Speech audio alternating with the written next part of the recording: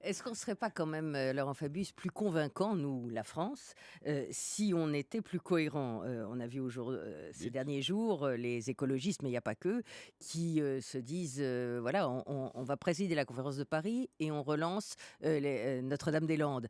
Alors petit problème, énorme problème, mais quand même, quelle cohérence ça a? Et quand par exemple à Bruxelles aussi, les pays européens sont d'accord pour, aider les constructeurs automobiles à éviter des contrôles un peu Je pourrais trop sortir poussés. mon joker, mais je ne vais pas le faire.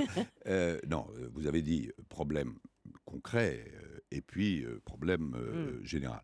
Je ne vais pas me substituer à telle ou telle décision, mais c'est vrai que, prenons l'exemple de l'aérodrome, alors certains disent, mais on a absolument besoin de cet aérodrome pour des raisons économiques, d'autres disent c'est un gaspillage, alors on a trouvé une solution transactionnelle, et c'est vrai que certains écologistes disent il y a contradiction. Mais en ce qui concerne la France en général, pour une fois, ne soyons pas masochistes, elle est bien placée du point de vue de sa production, ou plutôt de sa non-production de gaz à effet de serre. Si on regarde combien chacun d'entre nous émet de CO2 par an, on ne va pas abreuver trop de chiffres, mais enfin, un Américain, c'est 17 tonnes. Bon, un Français, c'est 6 tonnes. Un Allemand, c'est 10 tonnes. Un Indien, c'est entre 1 et 2 tonnes.